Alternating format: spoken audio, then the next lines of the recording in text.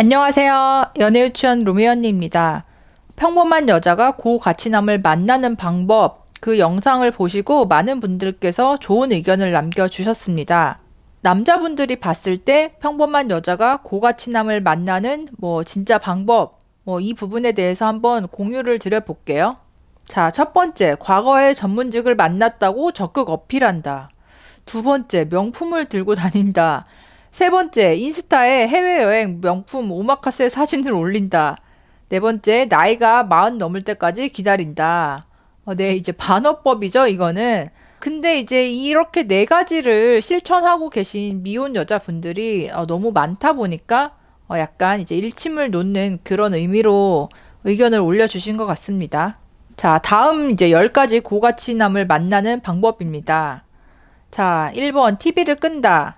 2번 비현실적인 연애 드라마를 끊는다. 3번 음란하고 문란한 여자가 되지 않는다. 4번 성형을 하지 않는다.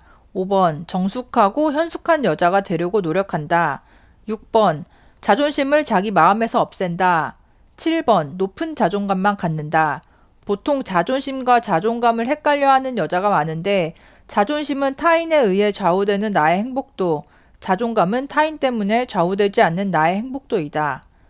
8번 사회에서 남자들과 많은 대화를 통해 찐따에서 벗어나 현실적인 여자가 된다.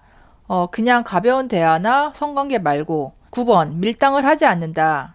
10번 섹스는 결혼 후에 한다. 이렇게 10가지를 남자 입장에서 적어주셨습니다. 일리가 있죠. 성적인 어떤 조신함 이런 것들을 갖추고 있으면서 현실적인 그런 이제 사고를 하는 여성이 되어라. 그렇다면 평범해도 고가치남과 맺어질 가능성이 높아진다. 이런 이야기죠. 자, 다음. 고가치남을 만나시려면 적어도 이 정도는 되어야 한다고 생각합니다. 자, 20대 후반, C에서 D컵, 허리 23인치, 외모 객관적으로 예뻐야 한다. 안정적인 직군 이상이다. 집안 자산은 10억 이상이다. 내조 잘하고 싹싹한 성격이다. 집안일과 육아를 적극적으로 참여한다. 이거는 완벽한 여성상을 적으신 것 같습니다. 진짜 이거를 다 갖춘 여자라면 만나지 못할 남자가 없을 것 같아요. 자, 다음 의견. 고가치남. 사회에서 힘을 잘 쓰는 사람, 권력, 서열, 지력, 언변, 재력, 부귀, 매력, 외모가 갖추어진 그런 남자가 고가치남이다. 고가치녀. 가정에서 돌봄을 잘하는 사람. 소녀, 어린 나이, 미녀, 예쁜 외모, 처녀, 훈전순결, 성녀, 높은 품격. 남자는 밭에서 힘을 쓰는 사람의 모습이고 여자는 아이를 안고 젖을 먹이는 사람의 모습이다. 남자는 남자다워야 되고 여자는 여자다워야 된다. 이런 관점에서 말씀해 주신 것 같습니다. 고가치남에게 대접받고 사랑받는 제 아내에 대해서 말씀드릴게요. 저를 자기 목숨보다 사랑하고 아껴줍니다. 그리고 헌신적이고요. 연애할 때부터 그랬고요. 다른 장점도 많지만 이거 하나가 가장 결정적입니다. 정신 얼빠진 여자들은 정신 좀 차리길. 또 동감해 주신 분의 의견이 있었습니다.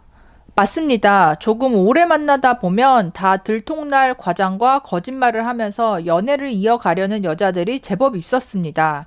유학파인 척, 영어 잘하는 척, 명문대 나온 척, 집이 잘 사는 척, 좋은 직장 다니는 척 등등. 특징은 외모나 성적인 매력은 상위권이지만 가정 환경이나 학력이 중간 이하인 분들이 많았습니다. 보통 이런 약점을 커버하기 위해 장기 연애를 위해서 성관계에 적극적이고 다양한 성적인 서비스를 제공하는 경우가 많고 따라서 문란한 과거와 현재를 가지고 있는 경우가 99%였습니다. 보통은 연기를 해서 사귄다. 본성을 들키기 전에 성적으로 극진한 서비스를 제공한다. 본성을 들켰지만 성적인 관계 때문에 관계를 유지한다. 주기적으로 만나는 성관계 파트너로서라도 유지한다. 또 다른 연애를 하면서 이런 파트너를 3명에서 5명 정도 유지 관리한다. 약간 문어발이라는 거네요. 남자들이 제공하는 다양한 문화와 지식을 경험해보고 상황에 따라 취업이나 사업에 도움을 받거나 금전적인 도움도 받는다. 중상류층 이상의 남자가 주변에 많기 때문에 연기력에 더 물이 오른다. 이런 전략으로 연애 사업을 하는 여자분들이 있나 봐요. 어쨌든 여자 입장에서는 외모가 괜찮으면 좀 사회적으로 가치가 높은 남자들과 어울릴 기회가 생기기 때문에 뭐 이런 것들을 활용을 해서 뭐 돌려막기식으로 여러 남자들을 만나는 또 도움도 받으면서 뭐 이럴 수도 있겠죠. 중고차에 비유하신 분이 있었습니다. 중고차 딜러는 연식이 오래되고 주행 거리가 긴 팔리지 않는 매물을 팔기 위해 보이지 않는 장점들을 열심히 어필합니다. 그래도 안 팔리는 건 결국 안 팔립니다. 반대로 연식이 얼마 안 된, 주행 거리가 얼마 안 된 매물은 금방 팔립니다. 남자든 여자든 안 팔린 나 자신을 위해서 아프지만 객관적으로 내 단점부터 보고 단점을 고쳐나가는 노력이 필요하죠. 이게 진짜 중요한 말씀인 게, 사실 그 전에 영상에서도 자기의 장점만 봐야 된다. 단점에 관해서는 적지도 않고 언급을 하지 않았어요. 그런데 현실에서 정말 중요한 거는요, 나의 단점, 약점에 대해서 정확하게 인지하고 그 부분에 대해서 메타 인지가 되어 있는지, 그리고 나의 단점과 약점을 받아줄 수 있는 상대를 만나야 결혼까지 가는 거고, 또 나도 반대로 그 상대방이 아무리 고가치남이라고 해도 그러니까 그 사람이 가지고 있는 어떤 약점과 단점이 있잖아요. 그게 처음부터 보일 수도 있고 아니면 관계가 좀 진전된 후에 나중에 보일 수도 있겠죠. 뭐 심하면 결혼 후에 보이는 경우도 있습니다. 어쨌든 그 부분에 대해서 내가 파악을 하고 그거를 감당할 수 있는지 그 단점의 교환이 서로 이루어졌을 때 결혼까지 갈 수 있고 결혼 생활도 유지가 되는 거지. 그러니까 장점의 교환으로 연애는 할 수 있는데요. 결혼까지 가기는 힘들고 결혼 생활도 잘 이어지기가 힘듭니다. 다음 의견입니다.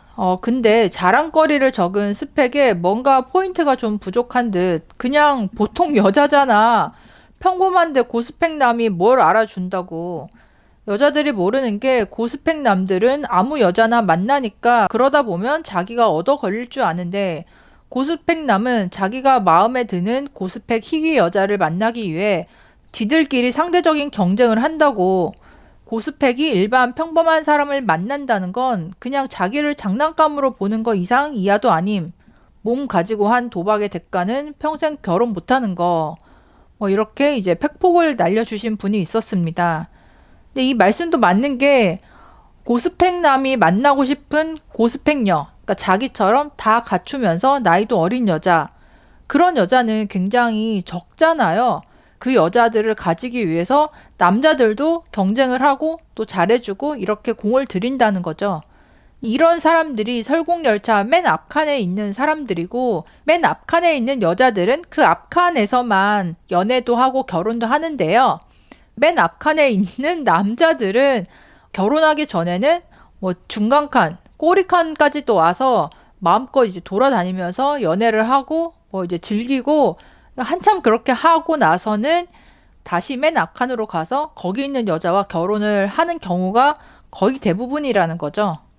고가치남은 연애는 외모가 뛰어난 여자랑 하지만 결국 결혼은 중산층 이상의 어리고 예쁜 여자 아니면 부모님이 소개시켜준 여자랑 하게 됩니다.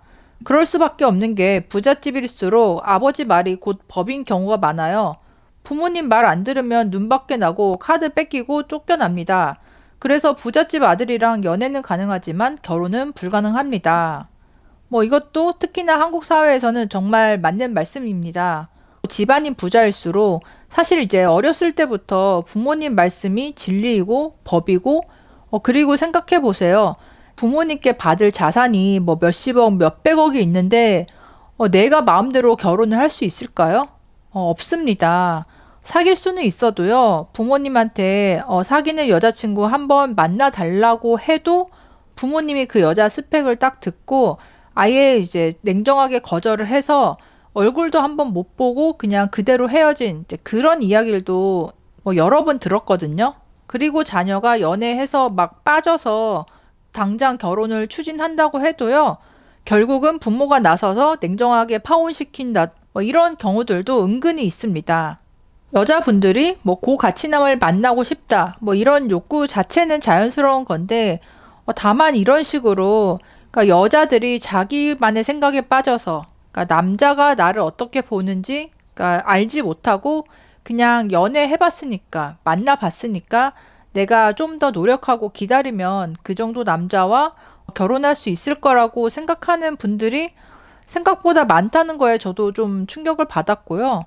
요즘처럼 다들 결혼을 늦게 하고 그러니까 늦은 나이까지 미혼으로 남아있고 동성들과 만나고 교류하는 그런 시간들이 길면 길어질수록 어떻게 보면 여자들끼리의 올려치기 이런 본능 때문에 자기 자신에 대해서 객관화를 할 기회가 더 없어진다는 거죠. 이게 정말 무서운 겁니다.